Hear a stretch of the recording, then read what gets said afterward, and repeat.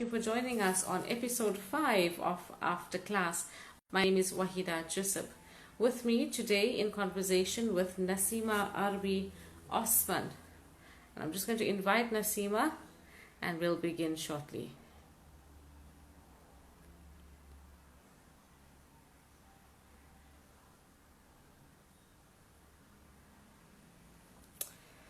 Okay, while I'm waiting and we're getting some people joining us, I just thought I'd tell you a little bit about the new wellness store from what Wadi says. Launch is on the 1st of November. We're planning something big. Using the code LAUNCH15, you get 15% off any item, absolutely any item site-wide. But only on the 1st of November. So you can visit the site now. It's www.whatwadisays.co.za. It's in my profile. And follow the link, add to cart, ignore the abandoned cart emails that you will get. And on the 1st of November, you can complete your transaction using the code LAUNCH15.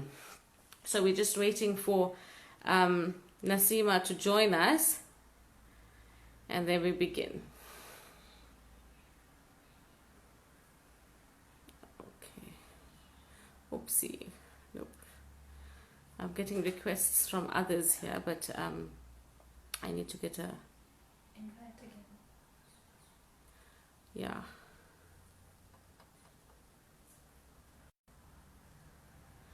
All right.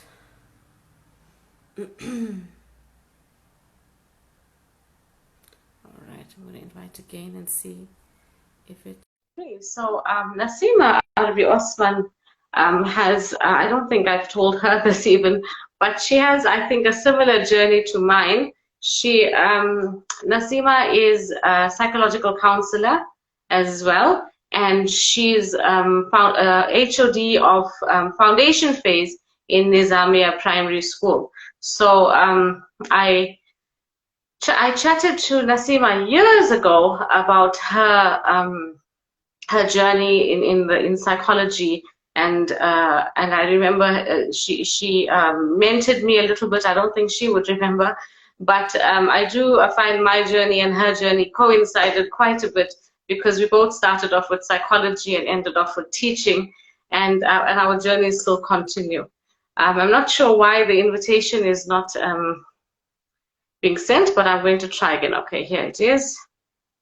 Maybe that's it. Okay, I'm going to accept. Go live. Yes, please.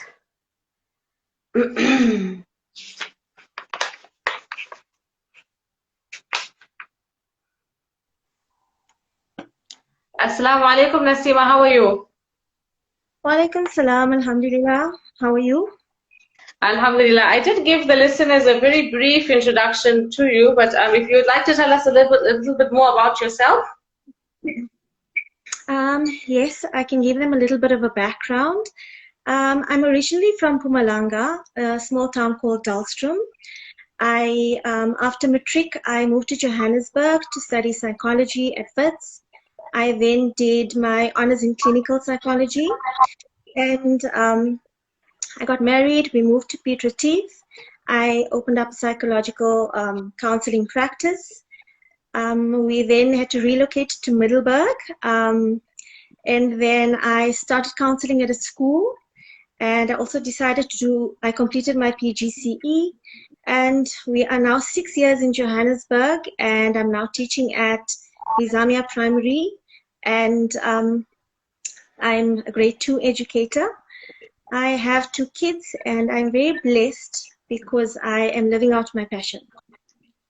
Oh, that's awesome. That's so well-rounded, mashallah. So I know, similar to me, you started with psychology and ended up in teaching.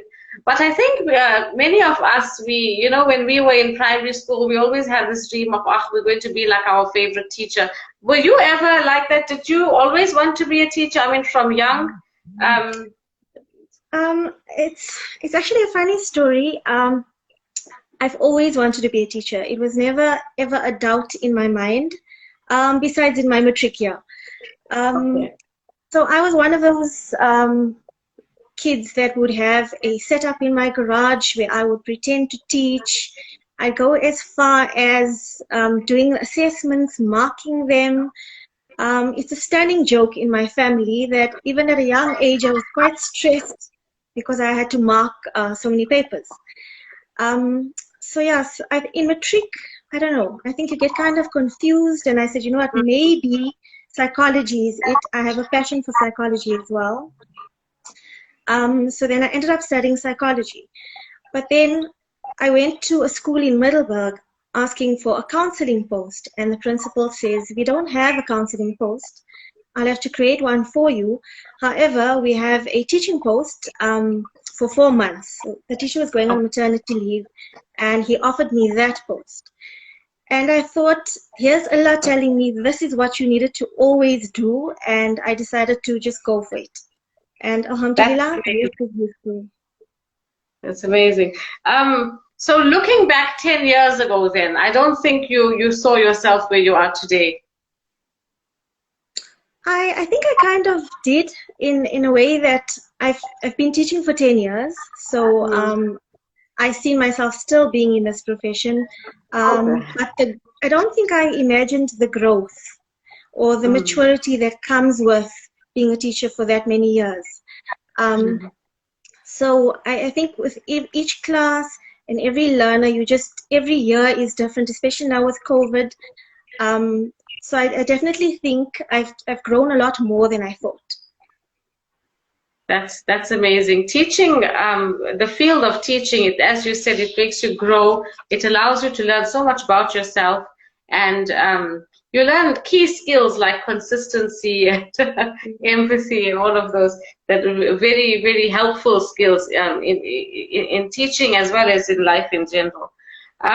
What would you say, Naseemah, are your greatest accomplishments thus far? My greatest accomplishments would be obviously just making a difference in people's lives.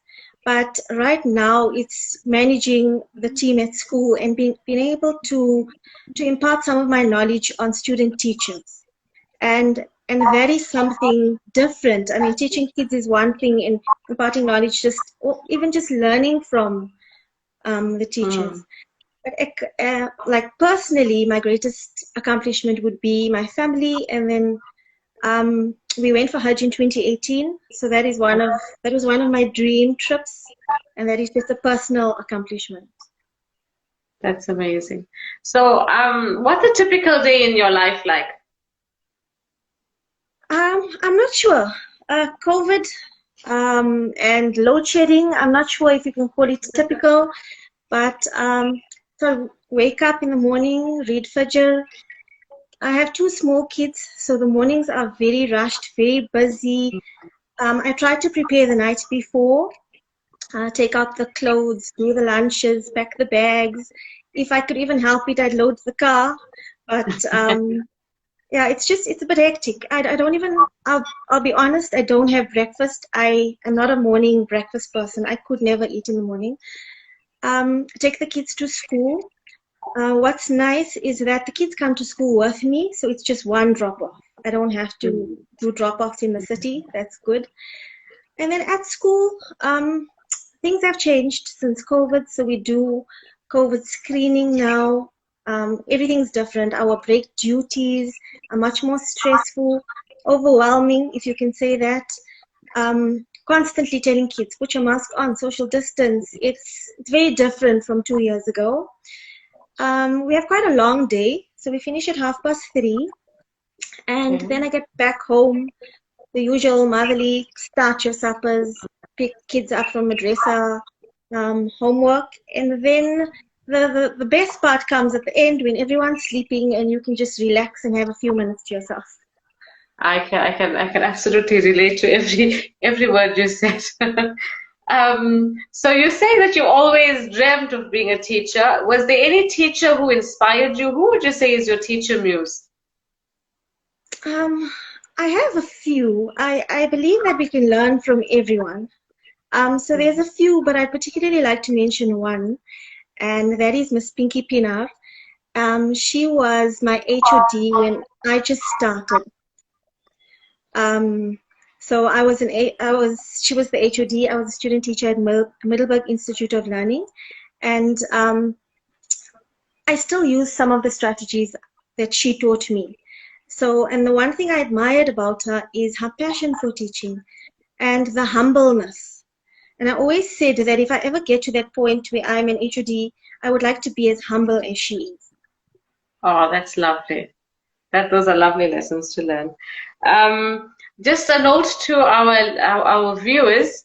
If you have any questions or comments, you can leave them in the comment section, and we'll get to them at the very end.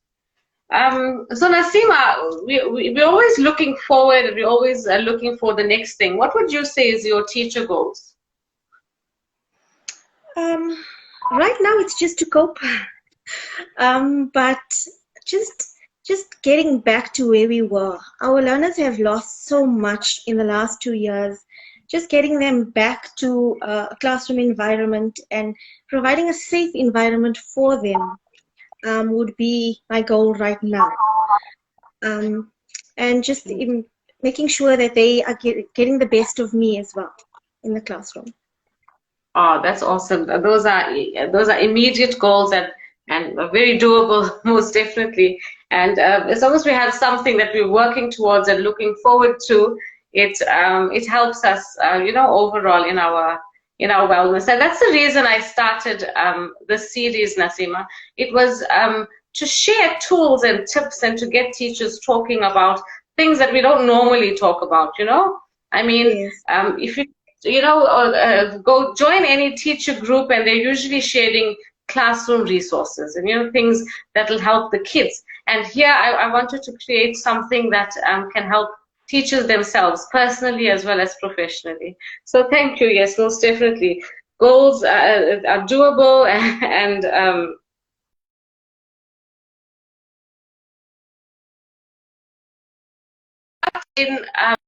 as I goals. And what would you say is the overall culture of the school you're at, and maybe the schools that you've been to?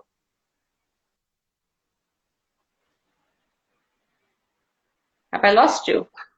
I did hear part of your question. So at Nizamia, we are a very family-oriented school. So we'd like to have a good relationship with the parents. We invite them for breakfasts and high teas. In Ramadan, we have every grade has a certain night with parents. They come in for iftar. Okay. So we like to get involved with the parents, have constant meetings with them. We have WhatsApp groups. It's quite a tight knit community amongst the teachers, staff, and obviously with the parents. That's lovely. It's lovely to have, education, we say, is a three-way triangle. And so we have the learner, the parent, and as well as the teacher to complete the cycle. And it really helps to get involvement from home, most definitely. Unfortunately, not all schools are like that. I'm glad to hear that yours is. So generally, as a teacher, I mean, we're not, not considering the pandemic that's now recently just turned our lives upside down. But generally, as a teacher, what would you say are your greatest challenges that you've experienced? So particularly at the school I'm at, we have a lot of different nationalities, kids of different nationalities. And we tend to have kids with, like in my class alone, I think we have 7 or 8 different nationalities. So there's a language barrier that we have to deal with. So just teaching, we have to be more creative with our resources that we use. Sometimes you use peer learning. Sometimes in the smaller grades, we have kids coming in that can't even speak a word of English. So I would think that would be the greatest challenge, particularly at the school I'm at right now. Okay, most definitely. I think those are, I personally also have the language barrier issue at our school. It's you have to find a way to work around it. It does make life much more challenging for us. But I mean, we find a way, we're really resilient like that, and we just make it happen for the kids. So now let's get, you know, the situation at hand is that we also deal with all of that. We're also dealing with the issues of the pandemic and you know the resultant issues that come with that. So what would you say? How would you say has COVID impacted on your work life and in your home environment? Um, in general, yeah. So during the lockdown when we started, it was very difficult to adjust. We were told to go into lockdown, and we had a few days to go online. So it's definitely affected us. But just technology-wise, I've learned so much. I mean, now we teach online Zoom classes, Google Classroom. We went back to school and we had to do hybrid teaching. So teaching kids at home Yeah. and teaching kids in class at the same time. So it's definitely impacted us. Right now, the impact on the kids is very noticeable. Their handwriting, reading skills have been impaired. We are currently playing catch up. We are trying to have support classes after school now just to get them back to where they should be. Yes. It's been a challenge, but we're so happy to just go to school now and have a full class of learners. That's right. And as you say, your day at your school is long enough, and then to add extra classes at the end, that I'm sure comes with its own challenges of, you know, to be being overtired, not just you, but the kids as well. Well, not just the kids, but me as well. So have you noticed a change? I know you said I think we've all noticed the change in their reading abilities, handwriting, things like that. But generally in their attitudes and in their overall performance, can I say, have you noticed anything? Also, definitely. I mean, teaching on Zoom, kids are in their pajamas. They wake up when they want. They've become complacent. All of a sudden, we're back at school. We want them to listen to us. So it's an adjustment on both sides. But we just need to work a bit harder getting the relationship back. Like we are the same from January. This is the relationship we had. Yes, we've had a bit of a break, and re-establishing that relationship. But also, it's not easy to wear a mask for that long, and kids get tired. Yes. A lot of them have lost family members. And the thing is to ask them what is going on in their lives, to be a bit more involved. I was sick recently and I didn't go to school for a week, and I had parents calling me, learners asking me if I'm okay and if I'm actually coming back to school. And I think that hit me really hard because I realized they've dealt with so much of loss already. The last thing they needed was their teacher now not coming back. Yes. So I think I also realized the difference we make in their lives, that these kids need us. We are their parents at school. Yes, and we're the only source of stability at times. Exactly. It's the one So constant. sometimes, yes, so sometimes we just need to forget the syllabus and forget the actual teaching, but work on the relationship more than anything else. Yeah. So how have you been able to cope with these changes personally? I think if had you asked me this question last year, I would say I was coping really well. This year, my husband and I had COVID in June, which wasn't too bad. We recovered fine, and then a month later, I had a really bad eye infection due to stress. So obviously it was related to COVID as well. So I can't say I'm back to my pre-COVID mental health. So, like physically, I feel fine, but mentally, I think there's still a long way to go just to get back to normal. So it's definitely affected. Just everything this year has been different. Yeah. Most definitely. So, after a busy day of work, a particularly stressful day of work, what helps you to wind down? So during the day, like on a typical day, there isn't much because we come back really late, and the most I can do is maybe take a walk around our complex, breathe in some fresh air. The cup of tea at night when everybody's asleep. I think that's the main thing. And Yeah. yeah, so on weekends mostly I would do, like my husband enjoys fishing, so we like the outdoors, go hiking and fishing, and that's where the de-stressing happens on the weekend more than anything else. That's good. That's good that you have your own little routine that works for you, most definitely. Naseema, I'm interested to know, since your background is also psychology, would you say that there is a need for a more formal conversation about the mental health of teachers? And maybe if you could throw in an idea or two of how to get it, how to make it, how to get it into schools. No, so definitely, teacher wellness is very important, especially now with COVID. Even before COVID, our days are really long. Um, and as much as we want to support our learners, there's definitely a lack of supporting teachers. And I Yes. think like we have, every school has a school-based support team. And I think we should maybe get someone like yourself, teacher wellness counselors to come and talk to us. Um, have maybe like workshops. How can we deal with our stress? Maybe even send us on retreats or just okay. I can hope, I can wish. Just to remind us that we are important as well. Having said this, though, I have a principal that sends us a encouragement message every Monday, and it's a That's small lovely. gesture, but it's such a sweet gesture.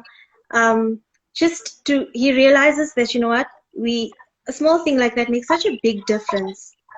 Just like enjoy your week, have a good week, kind of thing, and Yeah. it's the little gestures that count a lot. Most definitely. That's a lovely gesture from his side.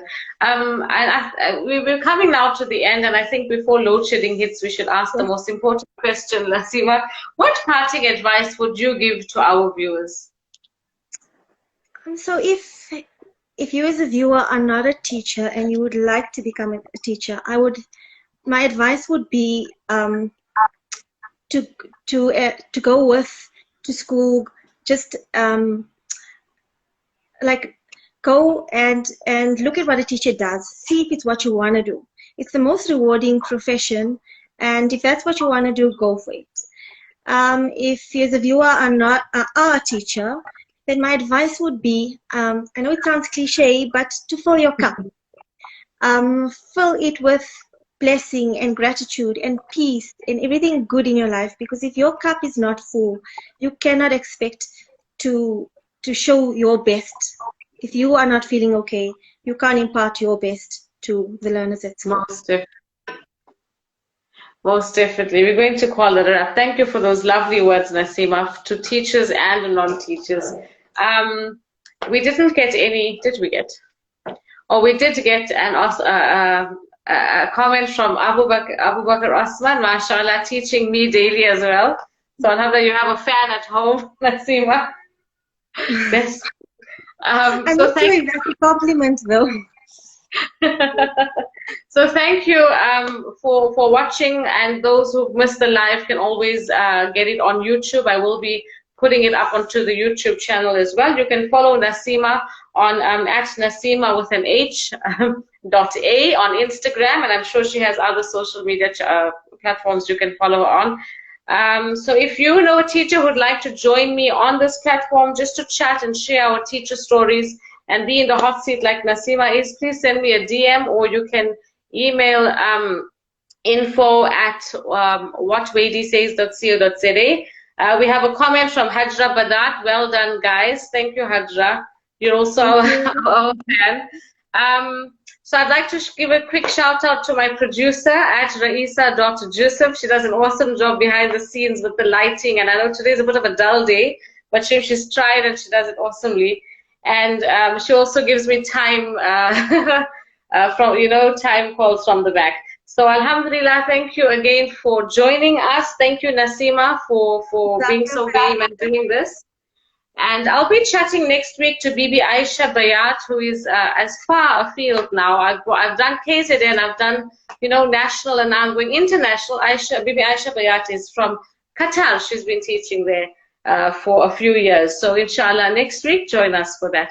Assalamu alaikum wa rahmatullahi wa barakatuh.